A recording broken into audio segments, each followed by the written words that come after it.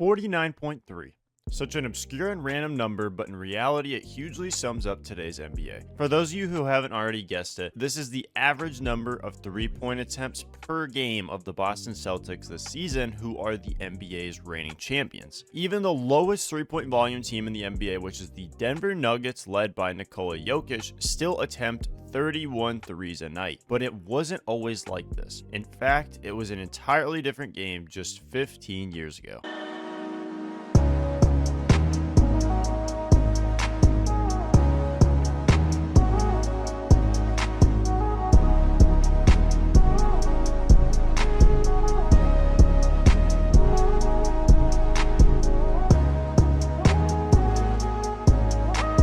Hello everyone, I'm Mason, and the mid-range shot is truly a dying art in today's NBA. Make sure to leave a like and subscribe to the channel, and turn on that notification bell so you never miss a new video. Thank you. Picture this, the year is 2010 and the league is still in very good hands. The young and dominant LeBron James is still leading the Cavaliers for the last time before heading to Miami. The young Thunder just formed their big three of Kevin Durant, Russell Westbrook, and James Harden, and Kobe Bryant was still riding the high of winning his fourth championship. Now, by the end of the 2009-2010 season, the league was averaging 18.1 three-point attempts per game. Fast forward to today's NBA, we are averaging over 37 attempts per game. Now, a huge reason for this is the analytics. The numbers that truly push this movement in the NBA is Daryl Morey and the Moreyball philosophy that caused the Houston Rockets in the 2010s to eliminate mid-range shots and play just to score layups and score in the paint, get to the free throw line, and make three-pointers. Now, the reason for this is they wanted to make the most highly efficient offense, and he used points per possession metrics to decide that the mid-range shot was the least efficient shot, so he could eliminate it in hopes of making the Rockets better. And in his case, it actually worked, as with James Harden, by the time the 2012-2013 season came around, the Rockets were leading the league in three-point attempts at 28.9 a game. Fast forward just two more seasons to the 2014-15 season, and we have 32.7 attempts a game from the Rockets. Now, something very special would happen in the 2014-15 season, but we'll get to that later. As they would progress, the Houston Rockets would continue building their roster to shoot high volumes of three-pointers in hopes of making their offense the best in the NBA, and which was very effective for them. As finally, in the 2016-17 season, the Rockets would average 40.3 three-point attempts per game. Obviously the highest mark in NBA history. And again, as we look back at this Houston Rockets team attempting so many threes, you had guys like obviously James Harden and Chris Paul on the team who could create their own shot, and then guys like Eric Gordon, PJ Tucker, Trevor Ariza, and Gerald Green, who all were guys that were more of spot-up shooters, but because of playing this drive and kick style of offense as well, and James Harden being so good at finding the open guy, it flourished because they could find so many open looks. And it was because of them playing small ball lineups, and even with Clint Capella on the floor, at times they would run PJ Tucker at the 5 in the following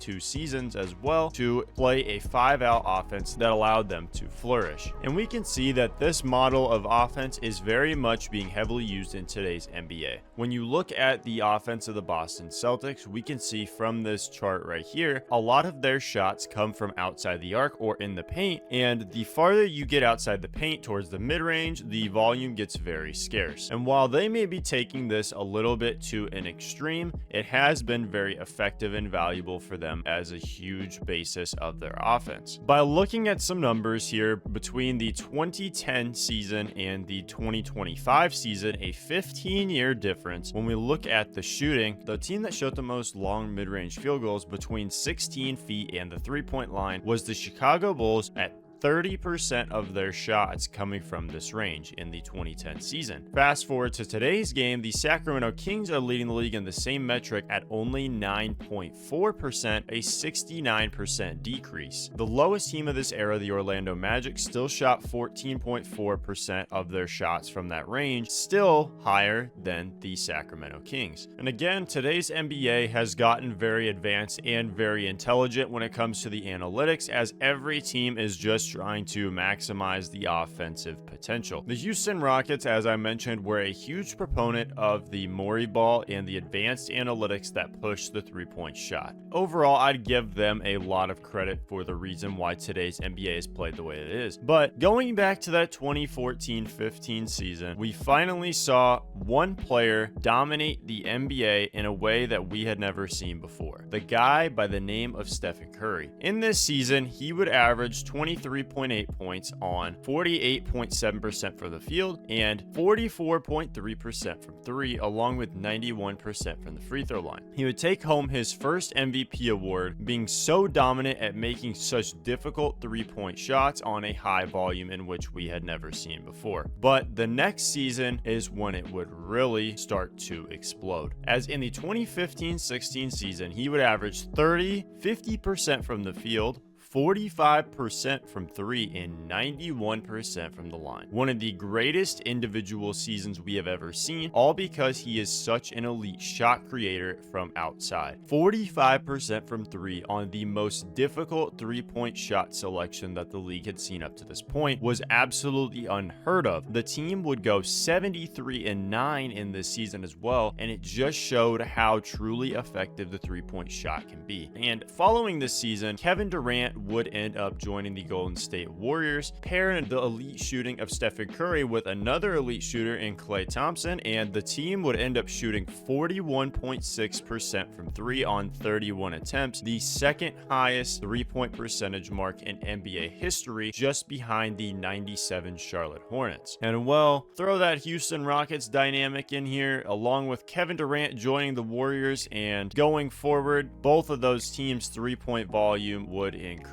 and the NBA would follow suit. As by the 2017-2018 season, the Timberwolves, the lowest in the league, still were shooting 22.5 threes a game. It is since then that the league has not exactly changed a ton in terms of three-point volume, but it is more of the dynamic of players that are in the game. In the 2000s and the 2010s, we saw very many elite mid-range scorers. We saw Dirk Nowitzki, Kobe Bryant, Chris Paul, Paul Pierce, Manu Ginobili, LaMarcus Aldridge, Dwayne Wade, and so many more. A lot of these guys were elite because they could create their own shot in the mid-range. When you look in today's NBA, you don't see a lot of guys in the league just for their mid-range scoring how we did back in the day, because it is not nearly as valuable of an asset as, say, a 3-and-D wing or a 3-and-D player in general, because that is the common valuable archetype, and because of the efficient offenses, it is the most valuable type of player in the league. When you look around, you can see guys like Herb Jones, Kentavious Caldwell-Pope, Derek White, OG Anunoby, and Jaden McDaniels. All these guys are that 6'5 to 6'8 build, can lock up more often than not against many positions on the floor, and are highly efficient three-point shooters. This is the most valuable type of player in today's NBA. When you look at guys like Sean Livingston, who made a career out of being a very good role player and good mid-range scorer, also being able to play some defense, you can kind of see that today's league has seriously strayed away from that. The few exceptions being Shai Gilgeous-Alexander, DeMar DeRozan, Kevin Durant, and Devin Booker. Shai Gilgeous-Alexander being elite at creating his shot in the mid-range, however, he is still very dominant at getting to the rim as well. The true anomaly out of all of these guys is DeMar DeRozan, though, as DeMar shoots 77% of his field goals from between 3 feet in the three-point line, and between 10 feet in the three-point line, it is 58% of his shots, meaning that more than half of his field goal attempts are just straight mid-range buckets. And the reason that these kind of guys are not seen as being very valuable is you have to kind of run the entire offense when they have the ball to get them that mid-range bucket and create a different look, which the Kings do a very good job at. However, the 3-and-D players are so valuable in today's league because of the schemes. The scheme being the 5-out offense that runs players outside the three-point line. And well, in this kind of offense, a mid-range shot not only is not as valuable, but it's also a harder look to even find. When you have 5 guys that are all running outside the three-point line to try to create space, all that has to happen is one guy drives past or set a high pick and roll, run to the rim, boom, corner three. We've seen that so many times from the Boston Celtics. They'll set a high pick for Jason Tatum. He'll get downhill. Someone will collapse to help in the 5-out, and well, then you have Al Horford Horford, Kristaps Porzingis, Derek White, any of those guys wide open in the corner. So because of the 5-out scheme in today's league, we can see that with all the extra spacing it provides, it makes it more difficult to get off a mid-range shot in the first place. Looking back into the 2000s and the 2010s, before teams started really ramping up the three-point volume, the offenses usually had 2 people down low and 3 outside, and this would kind of clog up the mid-range and paint a little bit as well. But it was because there wasn't such spacing that these guys were taking more difficult shots. And fast forward to now, where the average team,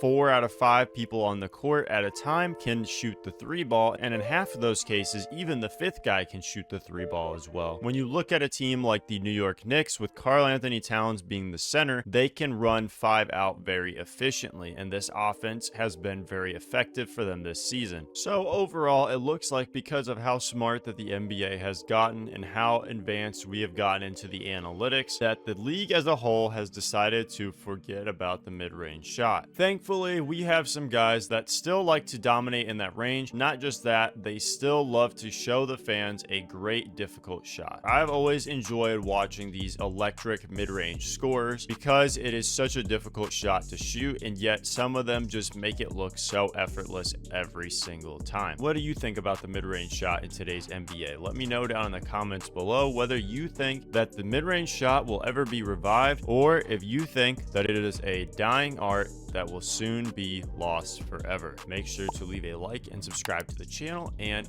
turn on the notification bell so you never miss a new upload. Thank you guys for watching as always, and see you next time,